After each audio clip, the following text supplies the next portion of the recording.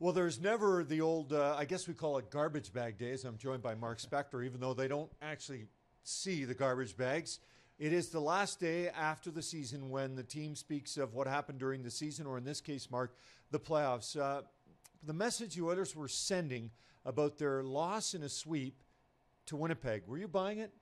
Yeah, Gene, you and I have been around this team a long time, and let's face it, folks, there hasn't been a ton of success here in the last 20 years, and a lot of times on these days we've watched young players. I think back to Taylor Hall, who would come out and just say the right things. Yeah, I'm happy here, this is great, we're going to be good, but it wasn't in their heart.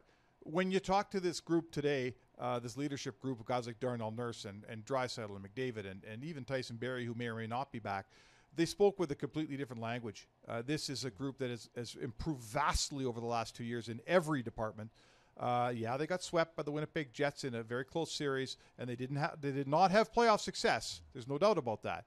But this is a group of players that is all in, and they rightfully feel like there's better days ahead. And this time, they believe it. They're not just trying to sell it. Yeah, and I think I was buying it too, because it really seemed to come from their hearts that they've gone through, some terrible times, but that some good times are around the corner. So with that in mind, do you think the Oilers have built or have the right building blocks to make this happen? Yeah, absolutely. And I think building blocks is the way to say it. It's a foundation. I always look to like the Boston Bruins, and they have a dressing room where, Zdeno Chara used to be there, Patrice Bergeron, Brad Marchand, Krejci, guys that have been there. And when a young player like Jake DeBrusk walks in the door, he's got a culture to walk into, and he learns right away, this is how we do it. Do it this way and it works, we're going to win. Here in Edmonton now, you've got a young leadership group that hasn't been imported, right? They drafted McDavid, Draisaitl, Nurse. They brought in Larson some time ago. They've got Ryan Nugent-Hopkins, who they drafted.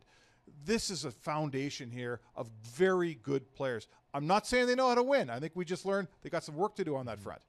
But this is a foundation you can build around. They're the best players on the team. They're the leaders. They're wearing the A's and the C's. These guys are going to be something you can build a winning team on. You mentioned Ryan Nugent-Hopkins. What do you think about his impending UFA status, possibly as the longest-serving member of the Edmonton Oilers? Yeah, it's going to be an interesting soap opera here in Edmonton, Gino. 10 years in Edmonton. It's going to be this for Ryan Nugent-Hopkins. I think he'll be able to go elsewhere if he chooses out into the UFA market and probably get more money and maybe a little more term. But here in Edmonton, he's got a home. He's been invested here for 10 years. He's been through some mighty lean years, and he's on a club that looks like, we can see the bright lights from here. So I think Nugent-Hopkins will have to make the decision between hanging around and finishing the storybook here in Edmonton or going off and trying something new in his life. I think he'll have to take a little less here to stay in Edmonton, but there might be a little more in the end in terms of success. And so the Oilers will turn the page towards next season, and we'll find out on Wednesday. Ken Holland is the man that will make many of those decisions. He will have his